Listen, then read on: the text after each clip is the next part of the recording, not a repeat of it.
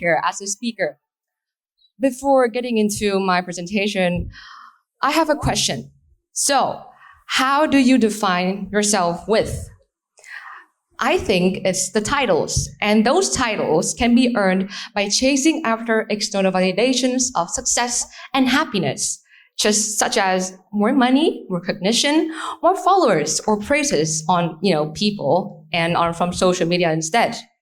But as students, we thrive on academic achievements. It is something that defines us, and I'm no exception. Along the way, I have faced a lot of troubles, hardships, and of course, a lack of motivation. And along the way, while I was feeling very tired and drowsy, I often feel myself with consumerism, such as going to, those online shopping apps to buy stuff that isn't so helpful for me, or distractions such as the overusage of caffeinated drinks, coffee to be exact. I realized this dilemma not so long ago. I was laying the foundations for the subject I have at school. And of course, I was very tired because of the flow of logic. And I asked my friends, how do you guys deal with this every day? And then my friend said, just go along with it. But no, we still have a long way to go. And of course, I just take long naps and what else was there? Long naps and then drinks. That was not healthy for me. And the realization hit when I broke down because of how terrible I was doing in math. But of course, I was not in that, that sad mood for a long time. I have to sit down and face myself. What was I struggling? And was all the methods the teacher gave me, did I do everything correctly? So I dived down more to the core of the problem, and I realized that I was forgetting to take care of my mental state, not just only the physical health. In other words, I was forgetting to take care of my soul. Now let's begin by, knowing what soul means. For some, it's our spiritual essence or higher self, and for others, it's the core of our being that transcends through the physical and connects us to something greater. Whatever your belief system, the idea remains here that there is a deeper, more authentic part of ourselves that holds the key to our enduring happiness. Now that I know what it is, of course, I must know how to acknowledge that and get control of it. So I did some more research, and finally, I have to cultivate a deeper connection with my inner self, and this is where the practice of communicating with the soul comes into play.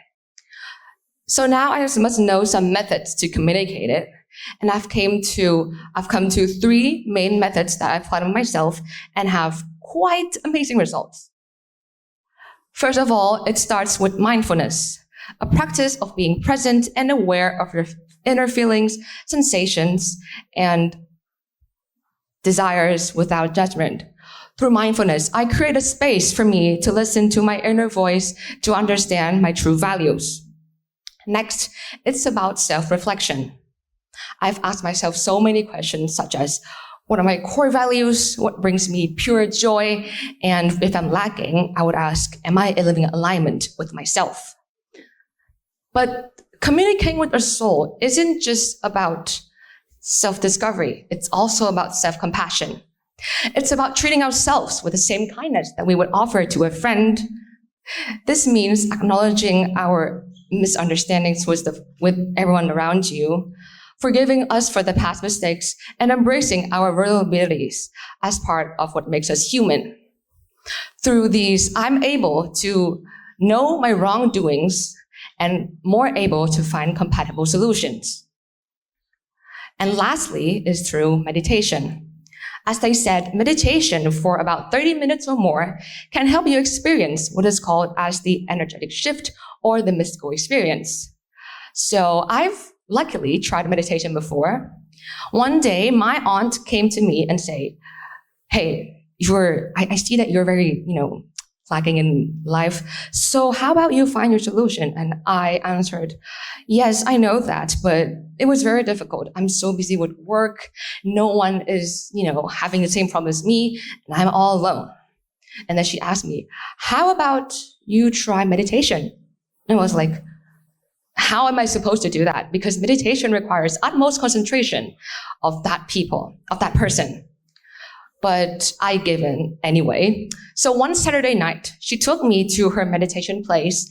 And before entering that room, she said, give me your phone. Let me turn it off. And then she threw it into the box. And until the end of the session, she gave it back to me. We talked for 15 minutes so I can express all my struggles. And finally sit down on the mat. Around me were small candles. And I closed my eyes, get into position. But I didn't ace the first time.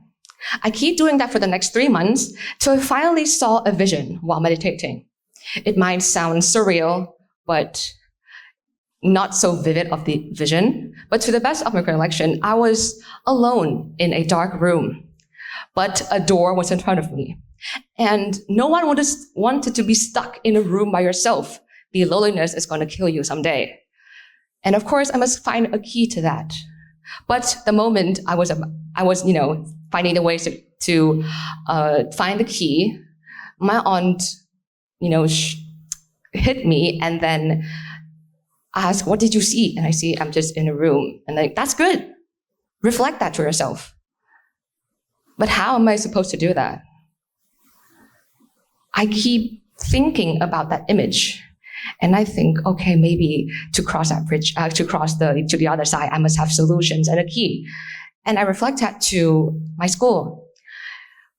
I need a good, amount of attention, good amount of knowledge to get over the subject. And after every, sessions with my teachers to ask for tips, my friends for advices, I finally got my way out of the dilemma of math. When we communicate with our soul, we cultivate a deep sense of fulfillment that is not dependent on external circumstances. Also, when we align our actions with our own inner feelings, we're able to navigate life's inevitable ups and downs with grace and resilience. As mentioned in an article of the APA, also known as the American Psychological Association in 2003, meditation practices help us to cultivate a greater emotion regulation, which means you can control your thoughts, your sensations, your desires, rather than letting them control you. You're in charge of your soul.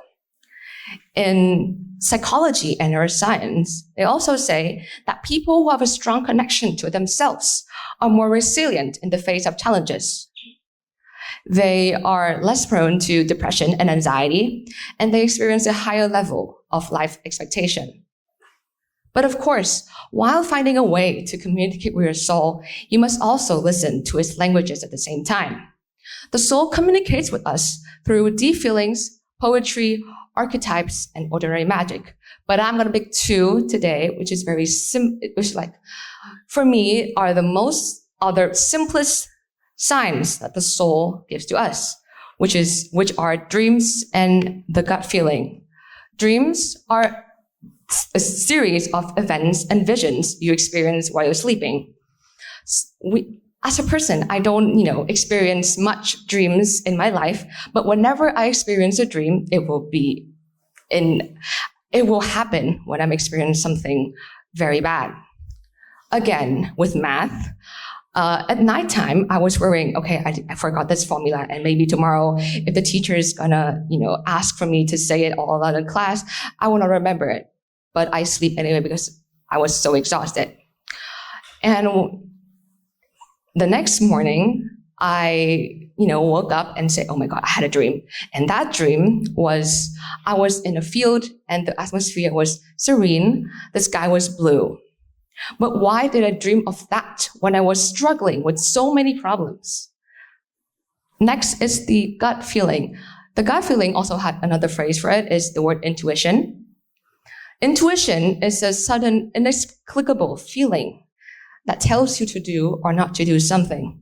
As like when I was doing this speech, building up the speech for today's TED Talk, I experienced so many times when I feel fear because It was my first time standing in front of this stage. And of course, I have a very bad anxiety, but those sudden waves of fear encouraged me to dig down to my speech and then actually find a better way to deliver my message. All of those signs, we always miss these due to our overscheduled, busy, and hyper-stimulating lives. Also, we often mistaken it as something scary, aggressive, and we never actually acknowledge that it is our soul's messages to us. And I think that this needs to be changed. Your soul isn't, far away, out of touch, or even unreachable, as your ego says all the time.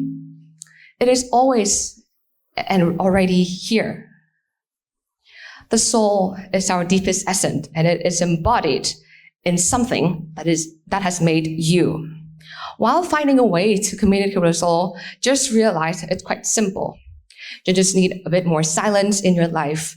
Take more time to understand what you really want, not just the simple cravings in days. Because those cravings, while they will satisfy you for, not too long, it's gonna leave you, empty.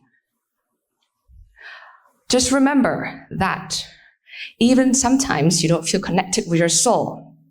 It will always be here and just obscured by the mind starter. And I hope that through my little speech, everyone will find their way to cultivate a connection with themselves. Please keep your mind open, be receptive, and make everything simple. Don't be afraid of your soul. Embrace it with grace. Thank you.